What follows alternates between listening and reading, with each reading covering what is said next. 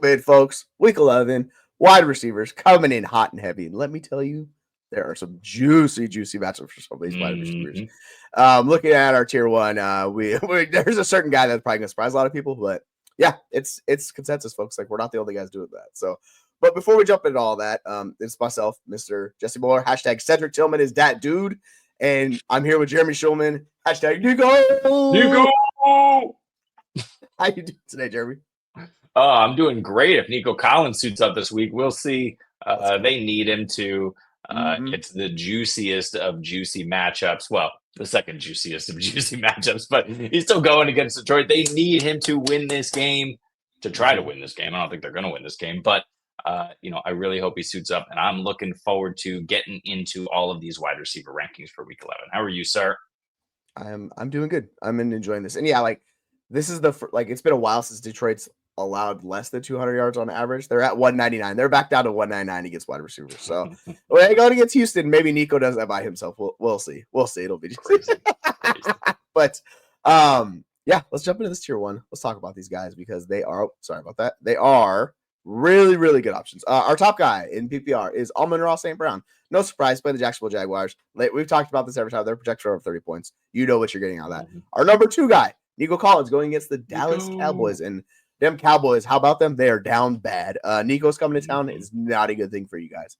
Wide receiver 3, A.J. Brown, going against the Washington Commanders. I know they got Lattimore this week, but that's going to be a tough matchup for anybody covered A.J. Brown. Wide receiver 4, Jamar Chase, in a less than juicy matchup against the Chargers, but it's really hard to knock him. He's one of the best wide receivers in the NFL. Nope. Same thing goes for Mr. Wide receiver 5, Justin Jefferson, going up to Tennessee Titans. They just, these game scripts really work out where that defense kind of benefits. I still think Justin Jefferson is just too good not to get his. And our wide receiver 6, probably the most shocking, is George Pickens, rounding out the 6th spot in our tier. Jeremy, who do you want to highlight in this tier?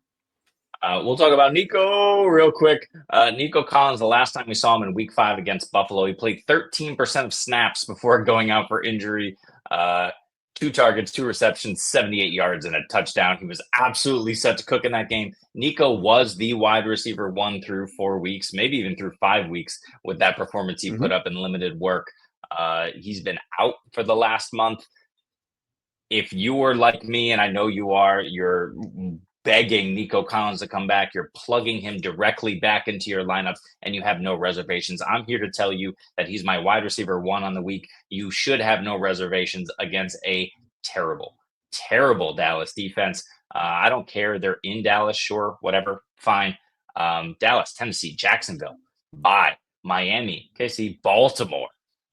In Week 17, Nico Collins, if healthy, is set up to absolutely help you win your league.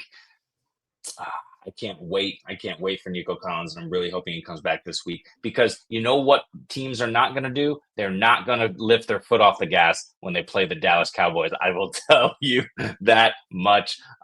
But quickly, the other thing I want to mention is George Pickens. George Pickens looking great here with Russell Wilson. The Pittsburgh Steelers know what Russell Wilson is, something that the Bears need to figure out how to actually do that and become a functional organization. But Pittsburgh, Mike Tomlin, everybody, Arthur Smith, everybody over there in Pittsburgh knows what Russell Wilson is. They went out and got him Mike Williams. Now we got George Pickens, and Mike Williams is running go routes the entire game. Great. Because that means that you cannot double and triple George Pickens. 7 targets, 5 receptions, 91 yards, and a touchdown. Last week, he's been going off over his last 3 games.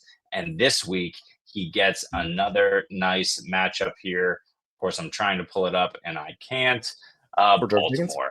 Yeah, Baltimore. I mean, this is the premier matchup. Just to put a bow on this, the Baltimore Ravens are the best defense to face for opposing fantasy wide receivers, and it's not even close. 38.1 fantasy points per game to the wide receiver position. The next closest is the Cleveland Browns at 32, and then it goes down incrementally by a point or half a point from there. They are far and away the best matchup. They are not getting better anytime soon. Kyle Hamilton looked great last week. Marlon Humphrey looked great. They're flying around the field. Guess what? It doesn't matter. They still can't cover anybody.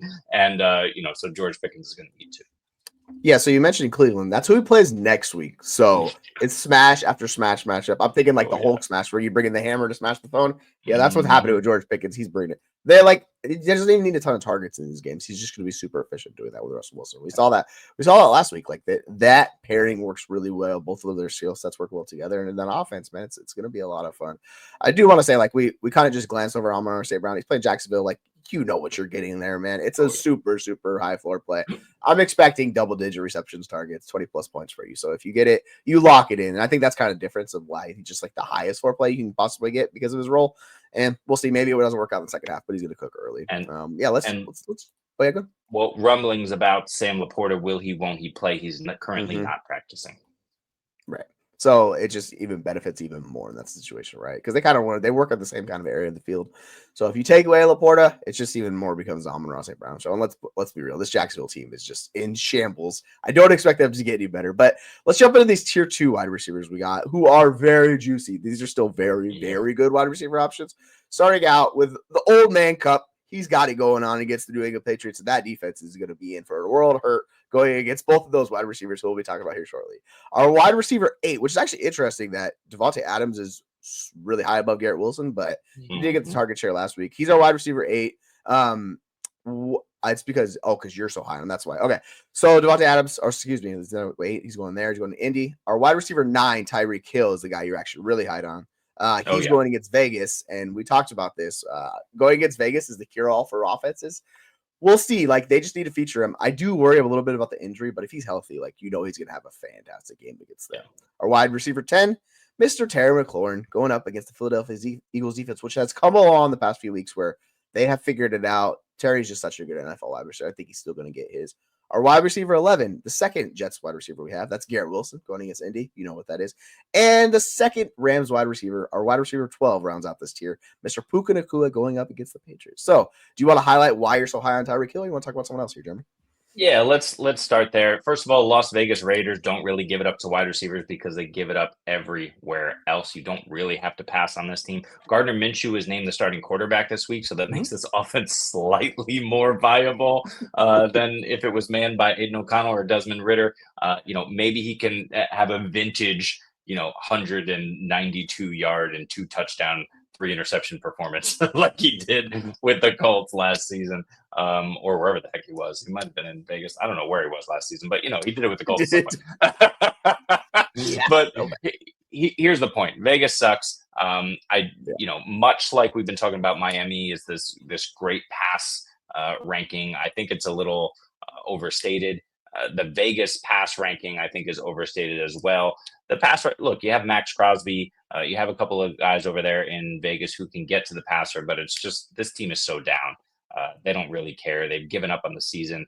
There's a couple of good athletes on the back end there, but who's the best athlete on the field, no matter what field he steps on? It's Tyreek Hill. I think this is the Tyreek Hill get right game.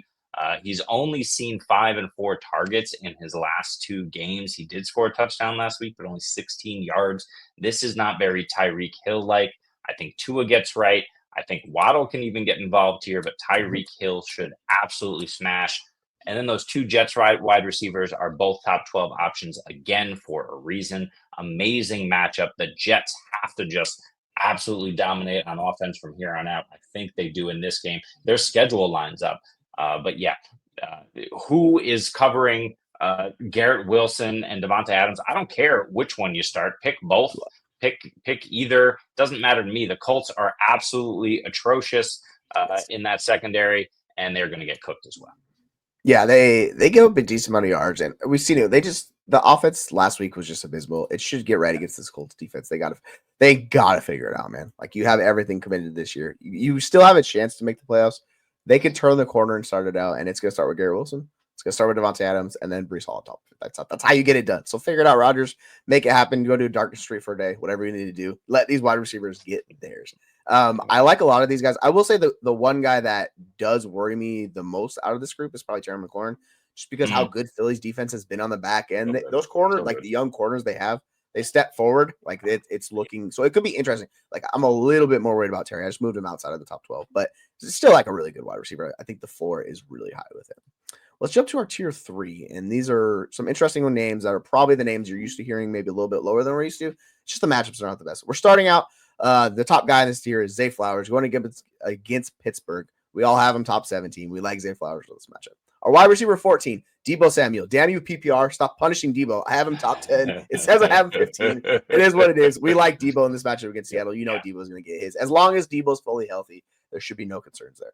I think the most interesting guy in this tier is Drake London because he's playing the Denver defense, and he could possibly get Patrick Surtain. If that's the case, that's why we're lower on him. So that's why London's 100%. At our wide receiver 15.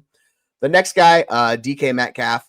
We just need healthy. We just want you on the field. If DK Metcalf is on the field, no matter really the defense, the formation he's played, he's kind of giving you the same level of production. So DK Metcalf feels pretty basically matchup proof almost to a degree where he can get you the points you need. And like the Seahawks desperately need him. So if he's playing, we're firing him up there. Our wide receiver 17 is Josh Downs. He's going up against the Jets, and this is actually a really difficult matchup for him. So I'm curious to see with Anthony Richardson starting how he does.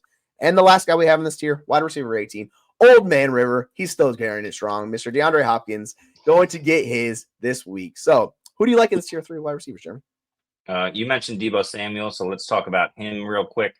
Only 6 targets last week, but 5 for 62. He continues to get 3 to 4 rushing attempts per game, and you love to see that. He's only scored once on the ground this season. That's a bit of a lower total and anomalous for what Deebo can do for you. With Christian McCaffrey still ramping up, I expect to see Deebo continue to get some of that volume, and that just means he has multiple ways to score. Additionally, he's being used, he's being featured, and Seattle is the perfect team because you know what? Everybody on the opposing offense gets featured when they play the Seattle Seahawks defense. So, yeah, I think Deebo eats in this one. I think everybody eats in this one. This is one of those rare games where you got a lot of mouths to feed, but they all get fed. And I think Deebo is a big beneficiary. Drake London, I agree with you that he's probably going to get the Patrick Surtain treatment. Last week, at New Orleans, absent Marshawn Lattimore, 13 targets, 8 receptions, 97 yards, went off. They're going to limit him. He's going to be the number one focus. I think that opens things up for Mooney. That opens things up for Kyle Pitts. We'll see, if Bijan can get going in the receiving game again, as we've talked about. But yeah, Drake London, I think he's going to suffer a bit. With all of that said, I'm super low on him. He's my wide receiver 20 this week. Mm-hmm. But we'll see. I'm open to being wrong. Yeah, that's the thing with London. He's going to get the targets no matter what.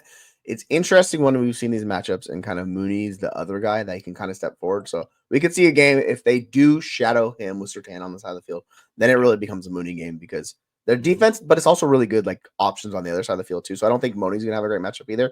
It's just a tougher matchup against the Denver defense, and you know what you're getting. Outside of Baltimore, teams have struggled against this defense. I expect if they can pressure Kirk Cousins, it could be some problems, turnovers, and then pressure rate, and that's where Cousins really just falls flat on his face. I think Downs is the one I'm specifically the lowest on because of this matchup, and I worry with Richardson. So I have him outside my top 25 this week. I think you could still play him, but he definitely scares me of this group. I like the floor with Metcalf. I like the floor with London. You know what you're getting. And like Hopkins against Buffalo, I'm curious to see if his usage does because they're getting Juju back this week. That's the one I kind of want to see. Like, is he going to play more of that intermediate slot role because he was doing that decent amount last week? If he gets that role and keeps it, then heck yeah, like it's DeAndre Hopkins to the moon. If they're pushing him outside, I want to see how it works with Juju. If Juju kind of steals some of that away. So overall, like we like Hopkins a lot. Like it seems like he's kind of unlocking that offense and raising it to a little bit higher floor. So him rounding out this tier makes just a ton of sense. Let's go to our tier 4. We are going to start out with our wide receiver 19, Mr. Cedric Tillman. That is my guy in this range. I am by far the highest on him over this group. I am expecting a pass-heavy game and Cedric Tillman really to get his. I like actually all of the wide receivers in the matchup against the Saints, but I think Tillman's a really good option.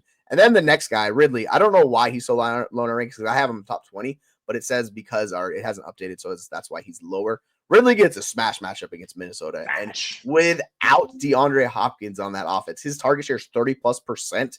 He's getting an insane target share. I get it. It's Will Levis and all that fun stuff, but you should have confidence firing up Calvin Ridley. It's a good matchup. Right. Play him, please. He's been really good. He's finally back on our list. We're consistently crushing him. The next guy against Chicago, it's a little bit tougher matchup. It's Jayden Reed. We'll see how it goes. His target share has been kind of all over the place. He hasn't been the guy we thought he was going to be early in the year. He's still a good NFL wide receiver. It's a solid matchup. Like you play him, you live with it. The next guy, he's finally here. CeeDee Lamb. It's so tough to see CeeDee Lamb down in these rankings, but like last week, you saw how bad and just depleted that offense was. So that's why he's our wide receiver 22.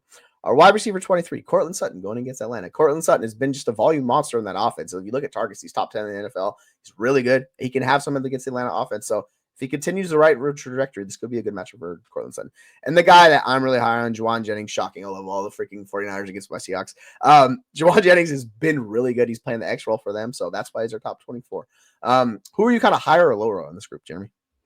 We'll talk about a couple of guys here, but my first guy is Cortland Sutton, wide receiver 23. You're insane. Wide receiver 7 in back-to-back weeks and half PPR, 11, 10, and 9 targets in 3 straight games, over 100 yards in 2 of those games, a touchdown in the other one. Cortland Sutton is just getting it done. We said all last season, maybe it was the season before. Holy crap. I don't even know how old Cortland Sutton is or when he was doing it, but that he's touchdown dependent. Cortland Sutton is no longer touchdown dependent with Bo Nix at the helm. It's crazy.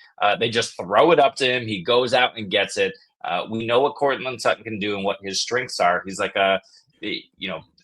go up and 50-50 ball and moss some guys. He can catch slants. He can, be a little slant boy and get there as well. But Cortland Sutton has been dominating targets for this offense that has been much better than you give him credit for. And last week, 6 for 70 and 1 against City. That's what you love to see when there's tough matchups. Atlanta, not nearly as tough of a matchup. So I think Cortland Sutton gets there quite easily. And the other guy who, like you mentioned, is the volume hog is Calvin Ridley. Again, these are 2 offenses we don't necessarily want to trust, but when the volume is there and the touchdowns are flowing, you have to fire these guys up. Calvin Ridley, no matter what, 2024. Jesse, how you feeling? I'm feeling so nice. Like Mr. John Gruden would say. I want to say with Sutton, he had 90 targets all last year. He's already at 77. So if it goes right in this game, he could basically push or break his targets. And we still have a bunch of games after this. So it shows you how they're using it. And yeah, like it's coming up. It's like fire him the F up. You know what I'm saying? And Ridley, like since the bye week, it's 8, it's 9, it's 15, it's 8, it's 9 targets. They're just living through Calvin Ridley. We'll see how it goes, man. It's going to be a little bit up or down just because he's going to be like has a higher ADOT and things of that nature. I think his ADOT's freaking like his yards per reception this year are pretty high. It's like 15. So it shows you the role he's playing in that offense. I know they talked about using him in that Ja'Marr Chase role. They're clearly not doing that because that is way deeper than Ja'Marr Chase is playing. So we'll see. But I don't care. If he's just getting the targets, you got to fire him up. It's just there's a lot of really good plays in this range. It's just unfortunately with Lamb, it's a tough break right now. Maybe they get it figured out. Maybe they find a way to get that offense going. It reminds me a lot of Tyreek Hill earlier in the year. We're like, you just got to play him. Hope it works out. All right, Cooper Rush, do something for us because, I think Lamb's going to be the ultimate buy low in Dynasty because people are going to be like, I can't start this guy. It's brutal because he had freaking 21 receiving yards last week. He only had 47 the week before, and that's on 22 targets. So, yeah, a nice 3.5 yards per reception will really do that for you. Hopefully Houston, Washington, New York Giants the next couple of weeks figure it out for him. But that's why he's down in this range. It's rough, man. It's just a hard knock life for CeeDee Lamb. So get healthy, Dak. We'll look forward to seeing you next year. That makes sense. Yeah, exactly. Salute, see ya, and maybe Jerry gets out of the cookie jar or something works out for him. I don't know. It just sits down. Yeah, exactly. We're going to go to our tier 5. This starts out with Ladd McConkey. This is just a bad dude. Like they're saying it because like a lot of times like they typecast these wide receivers. You saw what Ladd McConkey was doing in Georgia. Like he's that dude. He's been doing it forever. All he does is step onto the Chargers and he leads the team in targets. He's just really good. Slot plus wide receiver. You're going against Cincy, man. You could have as a good day. So I like Ladd out here. Khalil Shakir is really interesting matchup against Kansas City. I saw a really spicy take from Bo McBrayer, where he said he's going to have like 10 receptions, 150 yards, 2 touchdowns. I like that. I don't think how realistic that is, but I think he's going to much be very featured in this game, considering how their wide receiver core is so injured. Like we have the Keon Coleman was out last week. We have Amari Cooper dealing with the wrist injury. I think it could be a Khalil Shakir game once again. So I like him in this range. Wide receiver 27, Devonta Smith. This is really low for Devonta Smith. I'm struggling. I was struggling with Devonta Smith in this ranking going up against Washington. We'll see. I probably need to push him up a little bit, but we're just kind of putting him there by default.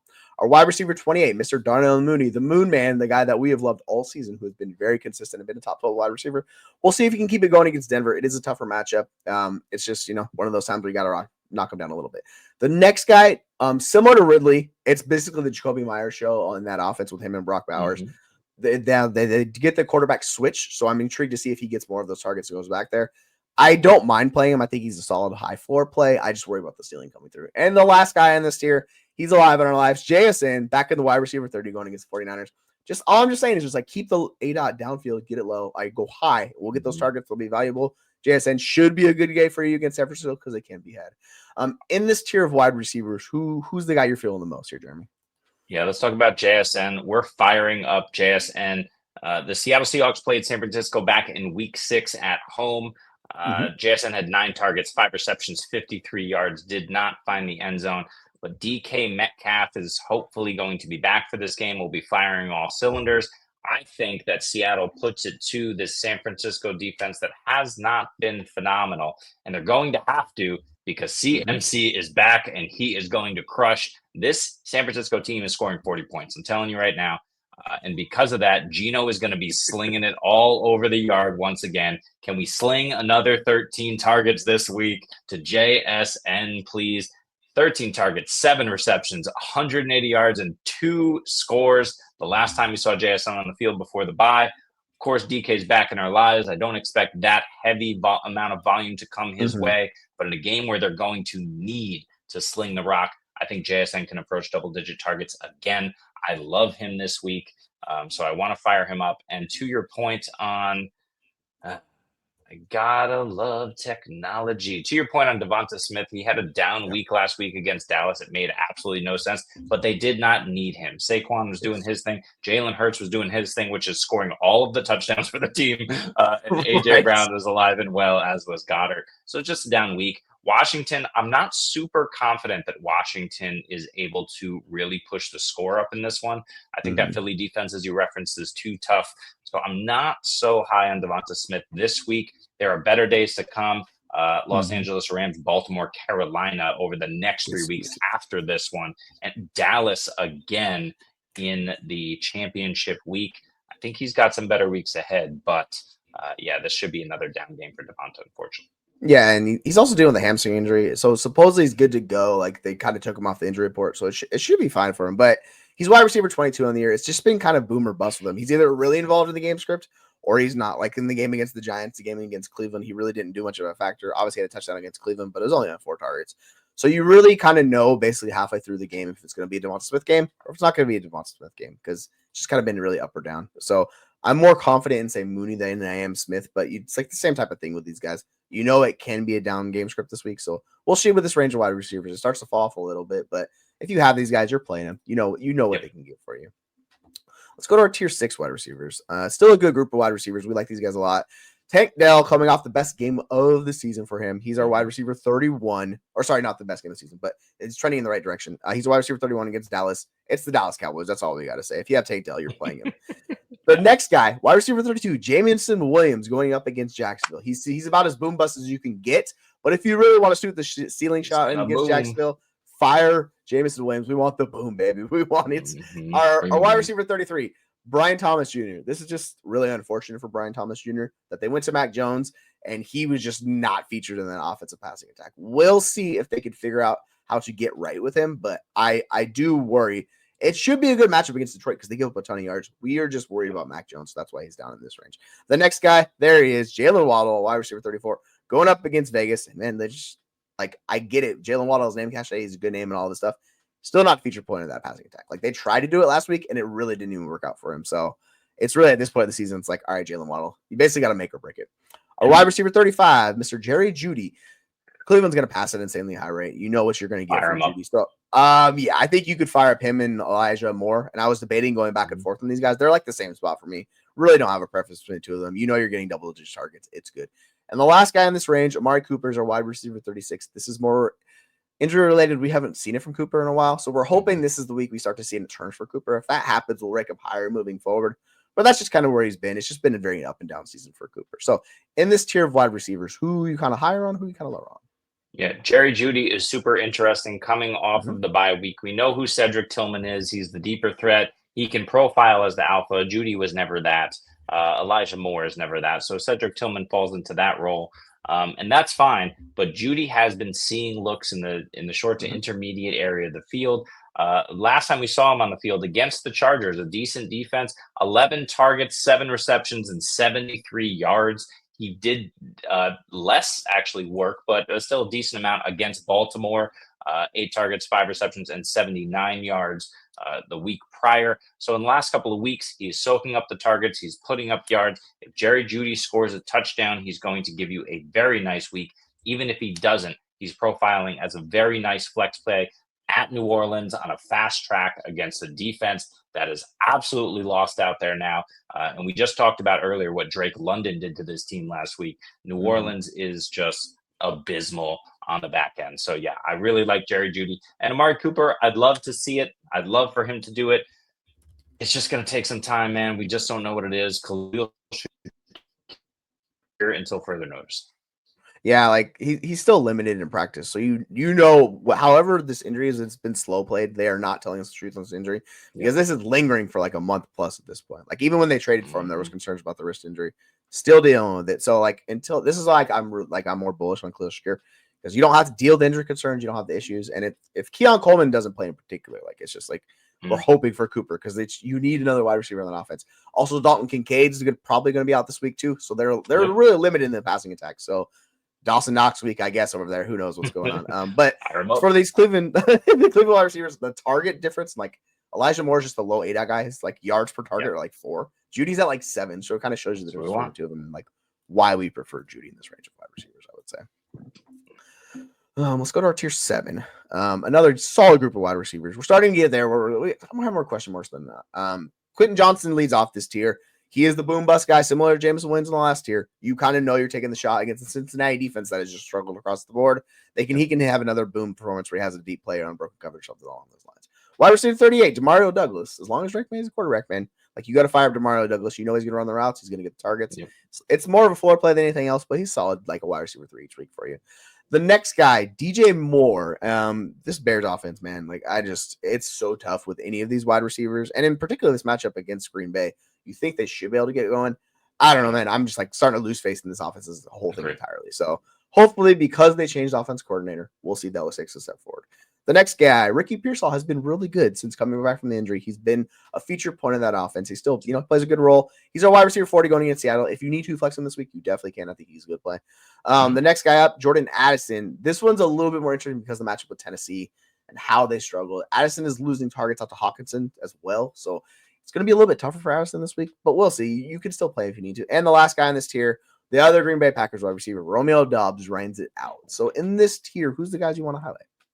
Yeah, let's just talk about the atrocious Chicago Bears wide receiver core. DJ Moore is the first wide receiver that we've mentioned here on the Chicago Bears at wide receiver 39, and they have a fine matchup against Green Bay. This is not something that should really scare you off of wide receivers. It just goes to show how broken this offense is. Thank God Shane Waldron is out the door. Sent him his papers, sent him packing, whatever you want to say. Get the hell out of here before a crucial, always crucial divisional matchup against the Packers. This is a winnable game this year against the Pack. The problem is Caleb Williams has not been developed. This team is not prepared. And I don't know who they're giving play calling duties to, but I don't care. It doesn't matter. Will it be better? Maybe. But who knows? This team is just in shambles right now.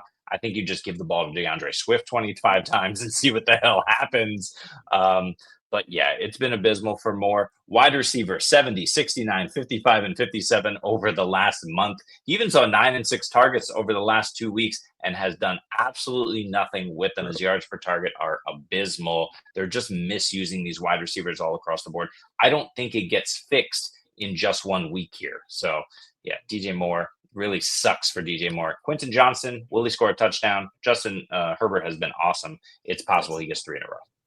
Well, yeah, the crazy thing about DJ Moore is he's seen the highest rate of inaccurate targets of his entire career, 18%. Yeah. And to give you a rundown who he's played with, Tyson Bagent, Kyle Allen, Sam Darnold, Cam Newton when he was dust, and Justin Fields. So it shows you just how bad that passing attack is right now. They need to figure it out. They need to scheme up some stuff. Hopefully this works out because DJ Moore is a good NFL wide receiver. Like freaking Roma Dunze has been awesome in his role. He's just not getting targets. So hopefully they integrate Roma Dunze, which is why I personally have him higher. But yeah, with Chicago, it's kind of like a wait and see approach just because that tier is rough. We'll do one more tier and then we'll talk about the best of the rest. This is our tier 8 wide receivers, 43 for 48. Starts out with Roma Dunze, the guy we were just talking about. The next guy, down here, T. Higgins, a wide receiver 44. He's here because of the injury concerns. We don't know if he's going to play. If he does play against the Chargers, we're going to move him up, obviously, but this is kind of why he's sitting in this tier. The next guy on top of that, Rashad Bateman, wide receiver 45, has been really good the past couple of weeks. The Pittsburgh matchup is tough, so we'll see how it goes. But like, I don't mind taking a shot on Bateman. I'm just curious to see how it goes between him and Deontay and how those roles play with the two, because they're kind of going to mix and match between the two of them. So the next guy was just recently traded, has been really good for them. He had a deep catch for a touchdown. That's Mike Williams, a wide receiver 46, going against Baltimore, which is the pass defense that you want to play against. So if you want to take a ceiling shot on Mike Williams, 100% get it. I like it. Our third Seahawks wide receiver is here, wide receiver 47. That's Tyler Lockett going against San Francisco. He's been pretty all over the place this year, but you know the floor is decent with Lockett depending on the matchup, and I think he can have a good one for you.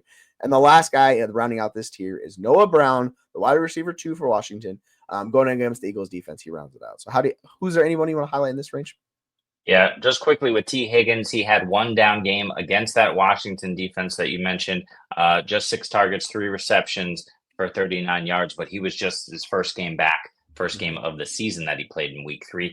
Otherwise, he's been phenomenal. He saw double digits in 2 of the other 4, 8 and 7 targets otherwise, 3 touchdowns on the season. T. Higgins will be seeing single coverage for the length of his career in Cincinnati because you're not doubling him over Jamar Chase in most cases. And he's just got, a phenomenal situation. If T. Higgins is playing, I'm firing him up. I'm moving him up the ranks. I did rank him as if he's playing this week. He's my wide receiver 29, and it feels too low for a guy of his talent.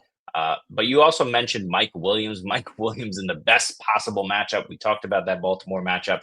He only saw 12 snaps last week, still caught a 32-yard bomb touchdown, which looked pretty, by the way, and then went onto Twitter or wherever his social media was and immediately roasted Aaron Rodgers, which, I'm here for. I'm here for all the Aaron Rodgers roastings. I don't mind that at all. But when Russell Wilson is throwing you the football and you're like, oh, Russell Wilson is the man over you, Aaron Rodgers, that's depressing in all the right kind of ways, because I'm a fan of neither of those teams. But what I will say is you want to fire up Mike Williams again. He's going to see significantly more snaps in this one. He's going to get a few deep ball attempts, and consistently throughout his 10-year career, I mean, he's getting up there. Russell Wilson has done one thing well, and it has been touch and accuracy on the deep ball more often than not. So he's going to put it up for Mike Williams, and Mike Williams is going to have a chance a couple of times a game to do what he just did last week. Yeah, Mike Williams 5 times in his career has been over 15 yards per catch.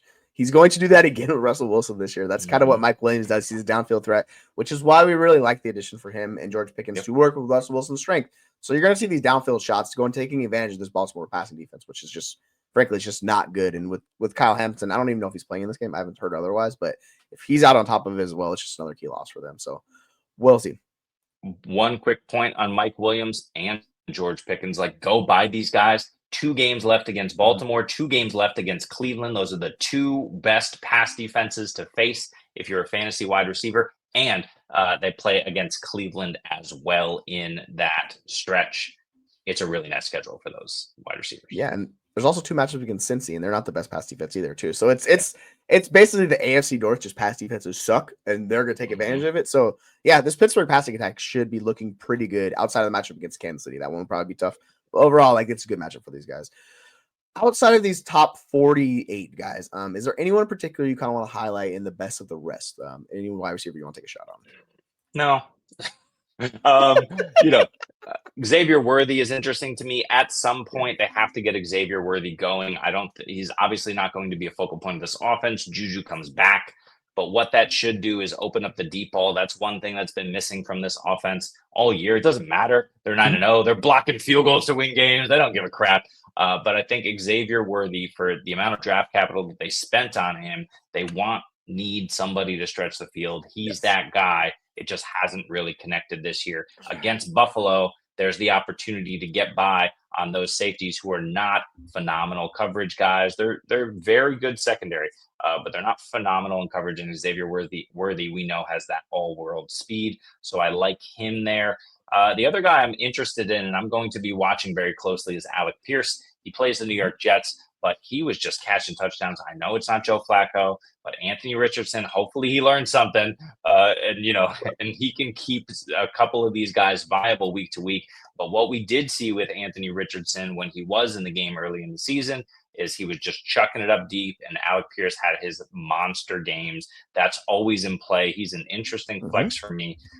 And then the final guy I'll talk about here is Ray McCloud. We know that Patrick Surtain will not be covering Ray McCloud. It's possible, like he was last week, it's possible he's a decent flex for you. So I don't mind Ray, Nick Westbrook, Akine. These guys, you can flex if you have to. Yeah, I like those calls. A couple other guys, I'll highlight two of them. Kayshon Boutte has seen 6 targets in the last 3 straight games, is not coming off the field. He's basically a guy that's on the field the entire time. Against the Rams, I know he's got all the trouble pass and all that fun stuff, but hey, if he's figured it out, maybe he could be a solid NFL wide receiver for him. Worth taking a shot. And the other guy, Christian Watson, he's led the team in targets the last 2 weeks before the bye. He had 13. Well, it's a bad matchup against Chicago, but he's the exact type of player that can break it open with a big play. So similar to Alec Pierce in Indianapolis, like these guys are like the ceiling shots that you're taking. Don't mind doing it if you're chasing and you're down by a lot. Might as well fire the ceiling shot on that. But yeah, that's our. Go ahead. Let's not forget Jonathan Mingo, expected to make his Cowboys debut in week 11. So he's going to see all the targets from Cooper, Lance, Rush, Trey. I don't know. Who cares? Jonathan Mingo, bury him even further in your rankings. He saw 85 targets his rookie year, and I would, if somebody told me that, I'd be like, you're straight lying. There's no way he saw 85 targets his first year. He was so bad. Yeah. So they need somebody there to step forward and watch in Dallas. I mean, sure, I guess. Just give Lamb every target. Don't even throw it to anybody else on the team. This Rico Dowdle, CeeDee Lamb. That's it. That's all we want from those guys. Because boy, the Jonathan Mingo stuff. Rough. This is approaching a full-on rebuild. Will the Dallas Cowboys make the playoffs while Jerry Jones is still alive? That is really the race that the Cowboys are going after here. It's bad. It's real bad. You can tell the drafting the last few years has really let them down. They've hit on a few star players, but the depth is just eroded completely around them. So, hey, go find some ways to build some depth for the Cowboys because y'all gonna need it with that division with Washington, Philadelphia. Heck, even the Giants look like they got potential. So. Who knows what that Jets division's going to be? Quick note, Michael Pittman, maybe because we think he's not going to play, but he's wide receiver 92 by consensus ranks. And that's not just us. That's across, the entire industry. Michael Pittman down horrible with Anthony Richardson at QB and the injury. It's, let's see. It goes Malik Washington in our rankings, Mecole Hardman, Michael Pittman Jr., Trey Tucker, Marvin Mims. I didn't even notice him in rankings because he was so far buried. I just assumed he'd be out. Amazing. But he is practicing, so you're right. So we're gonna have to move him up. And the other guy we didn't even talk about is going to be the Saints wide receiver 1. It's MVS. I get it. It's probably not going to work out. He's gonna lead the team with targets and routes run and all that fun stuff. So if you need a desperate duration dart throw, you could do the MVS stuff against Cleveland, but don't expect it. Wouldn't be shocked if he puts up 1 reception for 8 yards. That's entirely his range of outcomes. He's not going to lead the team in targets. I can guarantee you that Alvin Kamara will lead the team in targets, but he will lead the wide receiver room because he might be 3rd on the team in targets if they throw the ball to Taysom Hill. It's entirely possible. Yes, should have clarified that. Thank you for that. But yeah, I think that we're talking about MVS here. I think it's time to wrap it up. It's time to go on that show. So that's our week 11 wide receiver rankings. The rankings this week, they're done. They're all submitted. Running backs, quarterbacks, tight ends, we've done them. So check them out on the website. Go check out the rest of the shows. We'll be doing a Saturday show. We're going to be doing the roundtable. We haven't decided what it's about, but it's probably going to be a trade show. So if you guys are watching this, you want to send some trade requests online, send them on any of the social media platforms. Hey, we're on Blue Sky now as well, too. So we have expanded to another platform, so you can find us there as well on top of it. So, that's that. So, for myself, for Jeremy, for Aaron, for SC, we'll look forward to seeing you all tomorrow on the roundtable. So take care, folks. See you then.